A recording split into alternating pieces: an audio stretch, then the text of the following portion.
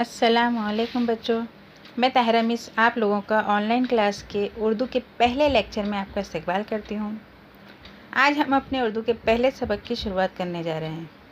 तो चलिए आप शुरुआत करते हैं आपकी दरसी किताब की पहली नज़्म मुनाजात। सबसे पहले हम ये मालूम करेंगे कि मुनाजात के मानी व मफ़हूम क्या है। मुनाजात के लफ्ज़ी मानी है दुआ करना। इस्तिलाह में वो नज़्म जिसमें खुदा की हम्द व सना और उसकी तारीफ़ बयान करते हुए शायर अपनी आजिज़ी व इंकिसारी के साथ अपना मुद्दा और अपनी मुराद को अल्लाह ताला के हुज़ूर में पेश करता है। इसे मुनाजात कहते हैं। लिहाजा तलबा, आज हम 7वीं जमात की पहली नज़्म मुनाजात, जिसके शायर आगा हश्र काश्मीरी हैं, वो नज़्म हम आपके सामने पेश करेंगे। नज़्म पेश करने से पहले हम उस शायर का तारुफ़ हासिल कर लेते हैं जिन्होंने ये नज़्म मुनाजात लिखी है। देखिए आपकी दरसी किताब की पहली नज़्म मुनाजात में जान पहचान। उर्दू के मशहूर ड्रामा निगार आगा हश्र काश्मीरी 3 अप्रैल सन 1879 को अमृतसर में पैदा हुए। उनका असल नाम आगा मोहम्मद शाह था। 18 बरस की उम्र में उन्होंने अपना पहला ड्रामा आफ़ताब मोहब्बत लिखा। उन्होंने मुंबई की चंद थिएटरिकल कंपनियों से वाबस्ता होने के बाद शेक्सपियर थिएटरिकल कंपनी कायम की। आगा हश्र काश्मीरी ने कई ड्रामे कलमबंद किए, जिनमें यहूदी की लड़की, रुस्तम व सोहराब, सैद हौस, तुर्की हूर और ख्वाब हस्ती काबिल ज़िक्र हैं। ये कई ड्रामे उन्होंने लिखे थे। आगा हश्र काश्मीरी शायर भी थे। अपने ड्रामों में उन्हें बहुत से गीत और नज़में भी शामिल की हैं। पहली बात ऊपर देखिए, पहली बात किताब में, एक मर्तबा किसी बस्ती में बहुत दिनों तक बारिश नहीं हुई। तमाम लोग परेशान हो गए। किसान फ़िक्रमंद थे कि बारिश ना हुई तो खेतों में फसल ना होगी और फाकों की नौबत आ जाएगी। एक दिन तमाम लोगों ने तय किया कि बस्ती के बाहर जाकर खुदा से दुआ की जाए। सब लोग बस्ती से बाहर जाने लगे। उस भीड़ में एक बूढ़े ने देखा कि एक बच्ची हाथ में छतरी लिए चल रही है। बूढ़े ने पूछा, बारिश तो हो नहीं रही है, तुम छतरी क्यों साथ लाई हो? ये सुनकर बच्ची ने कहा, हम खुदा से दुआ करेंगे तो बारिश होगी ना, इसीलिए मैं छतरी लेकर आई हूँ। इस नन्ही सी बच्ची को पूरा भरोसा था कि खुदा हमारी दुआ ज़रूर कबूल करेगा। इंसान जब हर तरफ से मायूस हो जाता है तो अपने मालिक के सामने हाथ फैलाने के सिवा कोई रास्ता नहीं होता। खुदा हमारी दुआ कबूल करेगा, इस यकीन और तड़प के साथ जब दुआ मांगी जाती है तो वो ज़रूर कबूल होती है। नज़्म देखेंगे।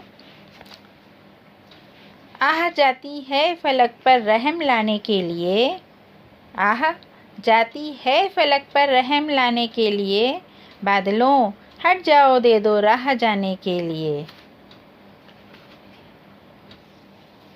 ये इस नज़्म का पहला शेर है, जिसमें शायर ये कहता है कि बंदा जब अल्लाह ताला के सामने अपनी हाजतों को, अपनी ज़रूरतों को बयान करता है तो उसकी आह व फरियाद दुआ बनकर आसमान की तरफ जाती है। यहाँ शायर बादलों से मुखातिब है कि ऐ बादलों, रास्ते से हट जाओ और मेरी आह व फरियाद को आसमान पर जाने दो। देखिए दूसरा शेर।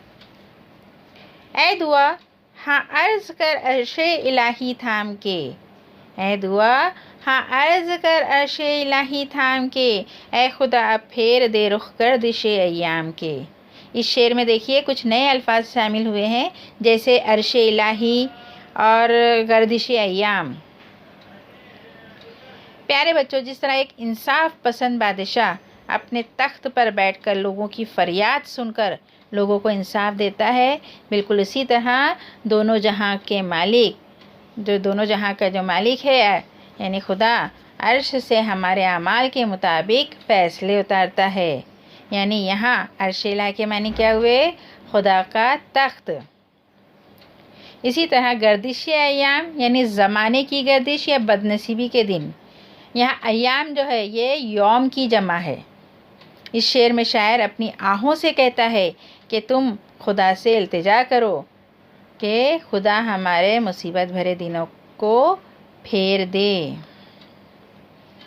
तीसरा शेर देखिए।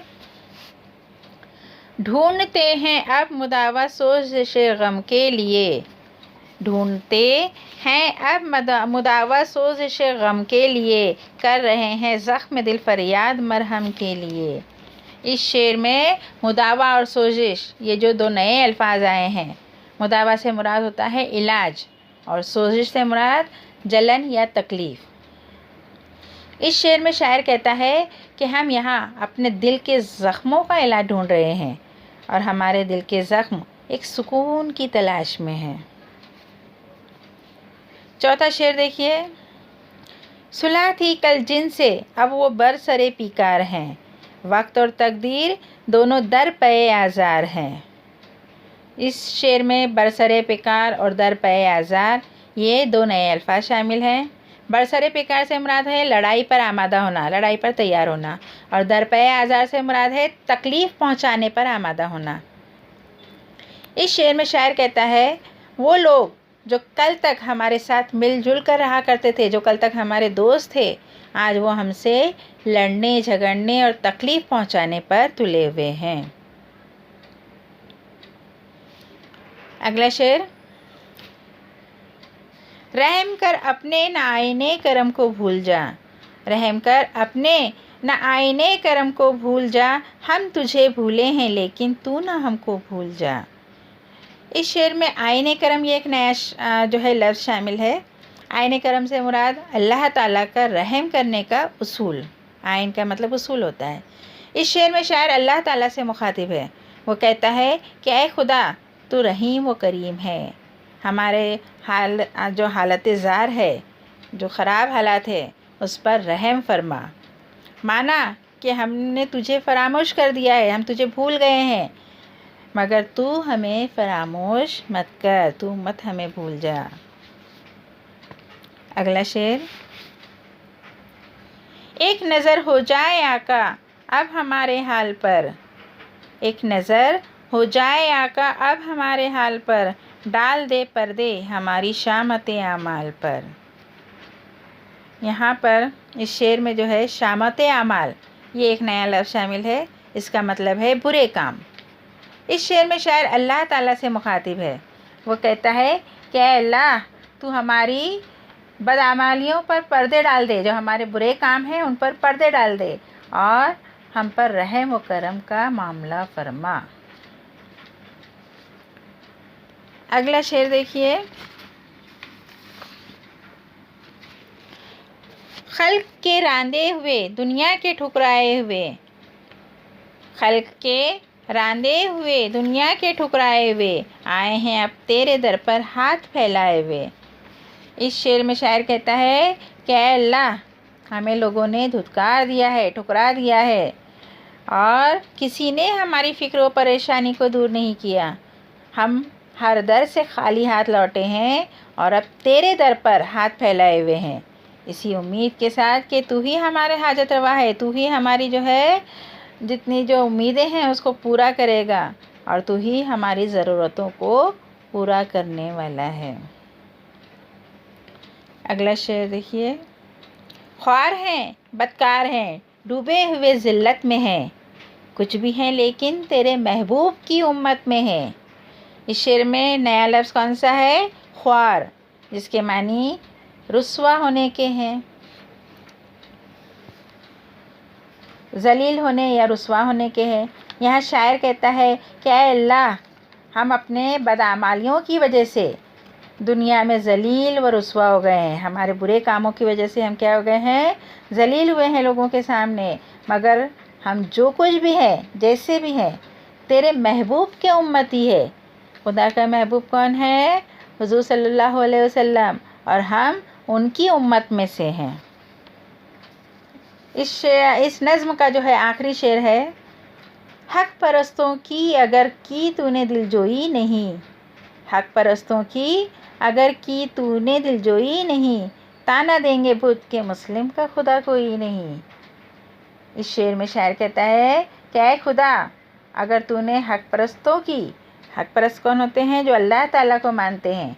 तो अगर तूने हक परस्तों की दिलजोई नहीं की, तो तुझको जो ना मानते हैं, जो ना मानने वाले लोग हैं, बुत परस्त हैं, जो गैर जो है मुस्लिम हैं, वो ताना देंगे कि मुसलमानों का कोई पुरसाने हाल नहीं है, कोई देखने वाला नहीं है।